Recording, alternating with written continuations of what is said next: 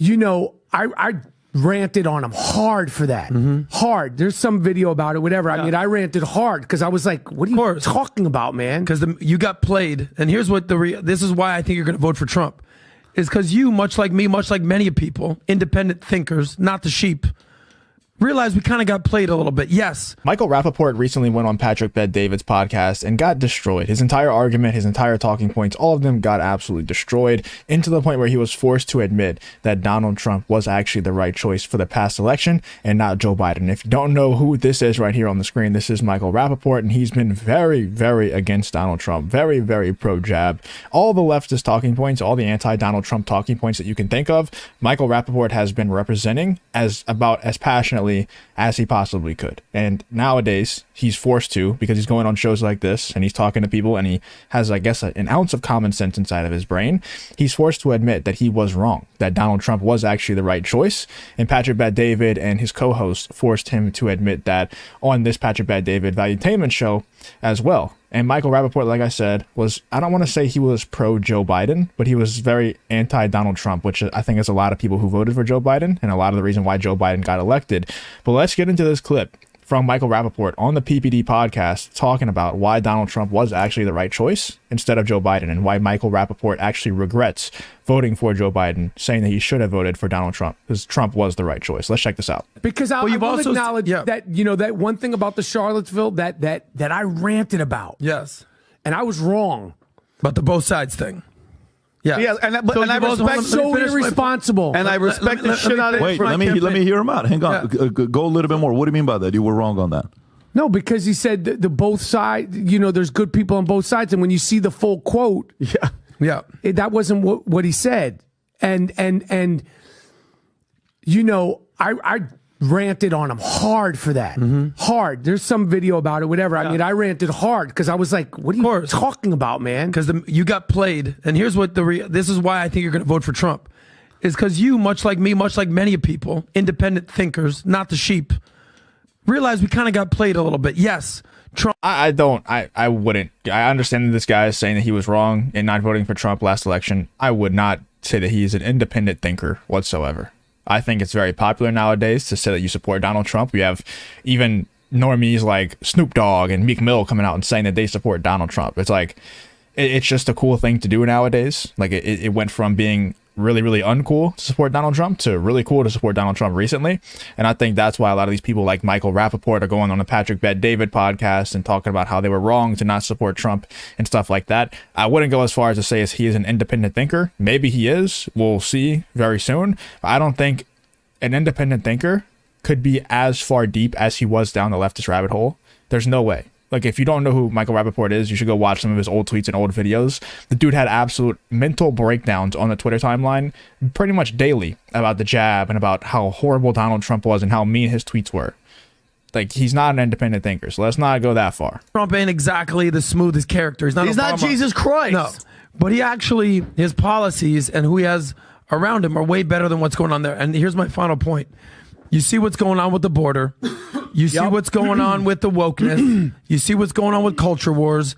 And you see what's going on with actual wars. Yeah. Specifically, you see who the Democrats have exposed their hand, especially the progressive left. You see what's going on between Israel and Gaza. You have 3 starved David highs on your chest right now. And as someone who is a proud New Yorker your whole life, you see what the Democratic Party has turned into. This DEI, ESG, woke manifestation of ridiculousness, intersectionality, decolonialization.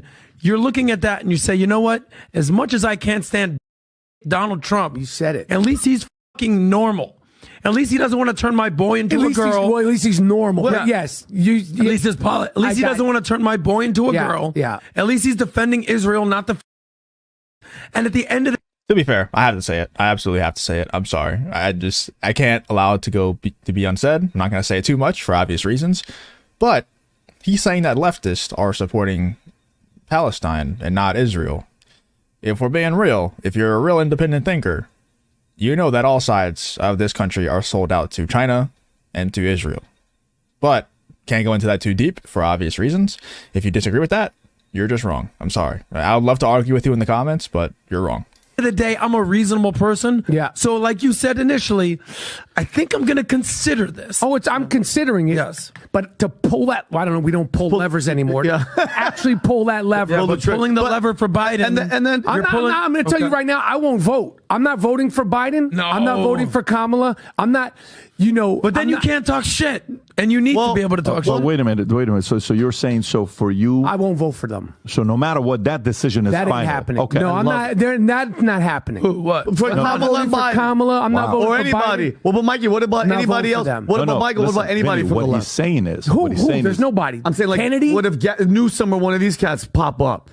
Gavin? I just left California. I'm not voting for Gavin with the good hair. I love that. I love that. Gavin with the good hair, But just like Becky. Fuck out of here. So Mike, here's my thing though. So I'm not a sucker. Yeah. they love him. You see how much they love him, though. They love him. Like, can somebody tell me why this guy flipped so hard to where he was such a hardcore leftist? Like, if you don't get the jab, then you're killing people. If you vote for Donald Trump, you're a bigot, all this stuff. And then he just goes from not just flipping from Biden to Trump, but saying no matter who is the candidate, the Democratic candidate, he's not voting for them. Can somebody tell me why he flipped that hard? Like, I don't buy this at all. I think he's just understanding that the tide is turning and he's trying to capitalize on it and make money off it. I don't know. Let me know in the comments if I'm wrong on that. But that's what I'm getting. That's the vibe I'm getting. They like his hair. But go deeper. Why do you say you're not a sucker? What does that mean? Because I just moved out of Los Angeles. Okay. It's not happening, man. Explain that. For those of the people that have never lived in LA, why the hell, you've been there for 20 plus years. Why the hell did you move out? Well, I moved out because I wanted to go to New York. I didn't move out for any reason. I wanted to move back to New York full time. That's why I left. But just on top, the homelessness in in Los Angeles and in California, San Diego, San Francisco. I could speak on those places. Sacramento is so, but particularly in Los Angeles, in the Los Angeles area is unacceptable. It's scary. It's I don't know the how to fix it. It's unacceptable. It's not safe. It's not sanitary. I know California and Los Angeles is a driving city, but I do like to walk. When you walk, you shouldn't feel just uncomfortable by hordes and hordes and hordes of homeless people. It's not good for them. It ain't good for me. It's not good across the board. And the taxes suck. But the homelessness and how it went, down so bad, so quickly, and the crime. Let's not forget about the crime. Before we get into it, so last time on Tuesday, we announced anybody that buys the Future Looks Bright hats and the gear, and we said we want 1 million people wearing this gear during these strange times. We want people walking around saying, hey, I believe future looks bright, and getting the reaction from other people when you wear that shirt. We have some stuff that we haven't given away. We're continuing this. We sold out of a couple of our hats, by the way, on Tuesday. Instantly, 3 hats sold out.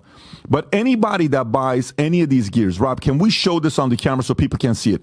Pick any one of these hats and one of the Future Looks Bright shirts. Okay, podcast hat next Tuesday at the end. Okay, I don't care about the Future Looks Bright stuff. I don't think the future looks bright. I don't know about y'all, but if Donald Trump doesn't win this next election, I'm definitely going to look at ways to escape this country and possibly, if I have to, like, give up my citizenship, because not just because like I need Donald Trump to win, like I'm such a hardcore Donald Trump fan and Trumper, but if Donald Trump doesn't win this next election and we have people like Snoop Dogg and Meek Mill and Michael Rappaport flipping to Donald Trump, or at least flipping away from the left, flipping away from Joe Biden, and Donald Trump still doesn't win, that means that the election systems are just straight up compromised. Like there's just no integrity there. So it doesn't matter who we vote for. It doesn't matter any of these things. And that would just confirm it for me.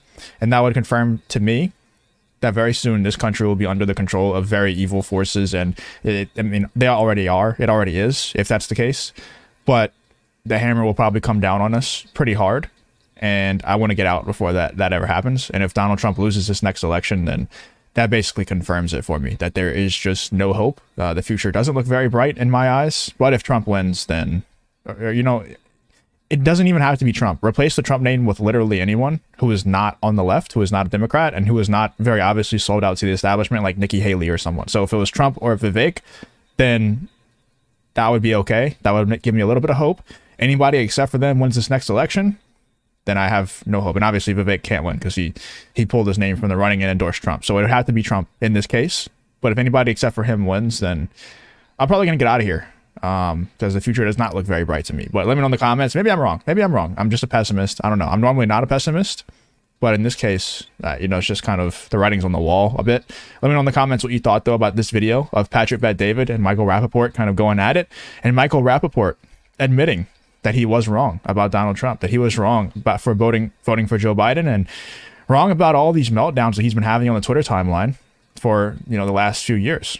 This podcast changed my mind about Rappaport. Personally, I think that they're just trying to take advantage of a trend right now. It's cool to like Donald Trump. That's why Snoop Dogg, Meek Mill, Michael Rappaport, all these people are going on Patrick Bet-David's podcast and other people's podcasts and endorsing Donald Trump, saying that they love Donald Trump so much. But maybe I'm wrong. Maybe these people are being genuine. Let me know in the comments what you think. And what did you think about this Patrick Bet-David podcast with Michael Rappaport? Do you believe that Michael Rappaport actually changed his mind to liking Donald Trump, or to at least not liking Joe Biden and not being on the left? Let me know in the comments what you thought about this whole situation. If you did enjoy the video, please do a like, subscribe, all that good stuff, and I hope to see you on the next one.